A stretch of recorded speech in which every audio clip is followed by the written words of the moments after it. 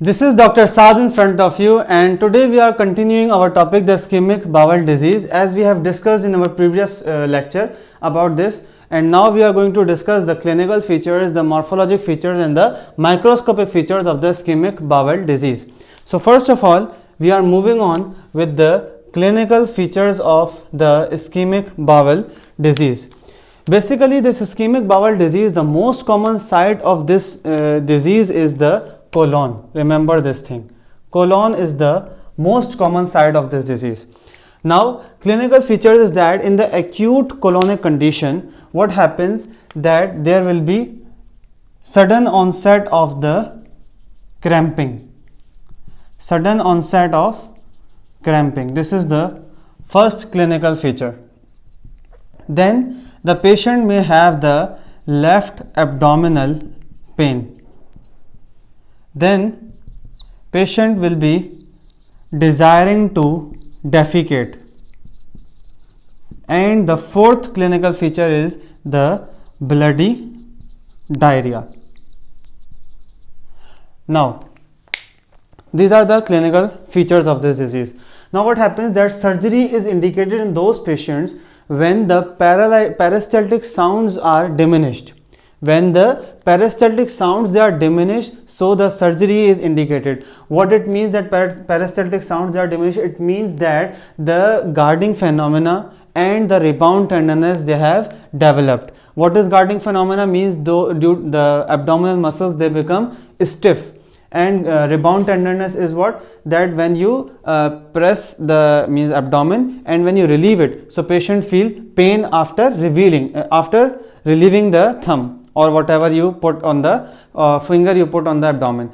Clear? So after relieving that finger, the patient will be feeling the pain. This is called as the rebound tenderness of abdomen. So when these clinical features they develop, so the surgery is indicated. Why? Because after developing of these features, the diagnosis of necrosis may become late, and the disastrous condition may develop.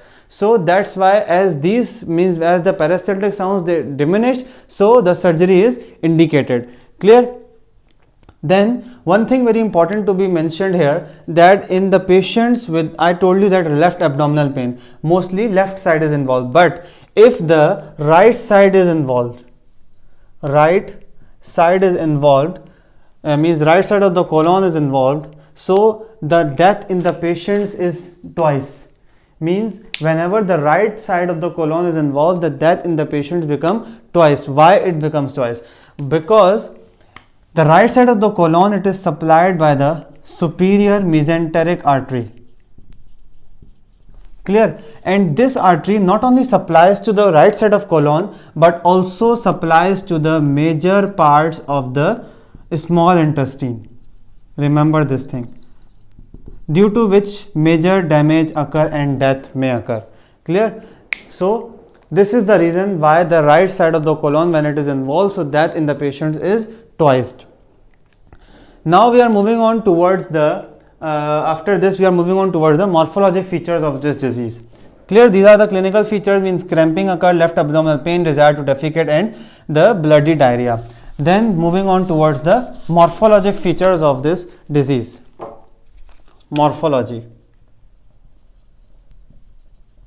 Morphologic features, what are those features? Simply these ischemic lesions they develop as the segmented and patchy masses. Means they develop like a segments and the patches. Then if you see the mucosa will be ulcerated and hemorrhagic. And how you will be differentiating between the normal bowel and the infarcted bowel? So the difference is that initially the infarcted bowel will be congested.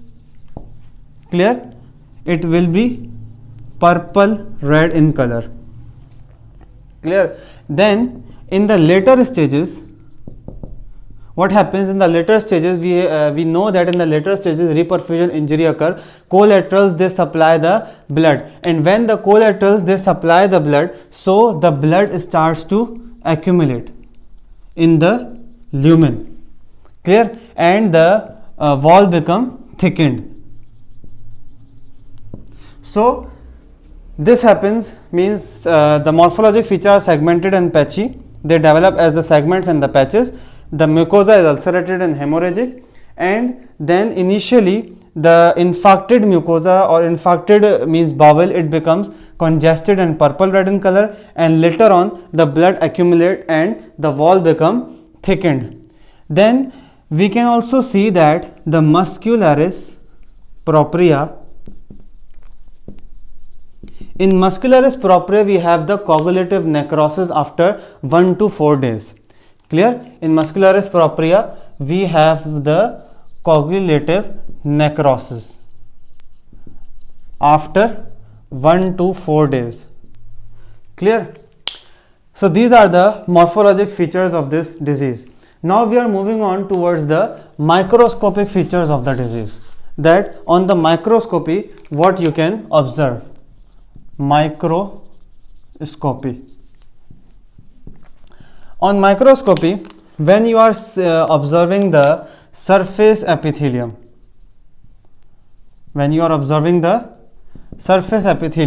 so the surface epithelium becomes atrophied,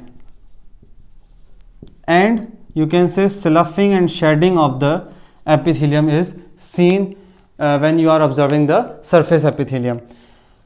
Then if you observe the crypts in this condition, they are hyperproliferative. Clear? Then chronically in this condition, obviously the fibrous scarring will develop. And one thing here to be mentioned, that in both acute and chronic stages, what happens, the bacterial superinfection develops and the enterotoxins, they both results in formation of the pseudomembrane. Why it develops? Because of the bacterial superinfection and the enterotoxin, they develop the pseudomembrane, and this pseudomembrane, it will be resembling to the pseudomembranous colitis. Clear? So these are the microscopic features of this disease. With this we have completed our ischemic bowel disease. Today we studied the clinical features of the disease, the morphologic features and the microscopic features. So if you have any confusion, any query, you can ask in the comment section. Thank you so much. Allah Hafiz.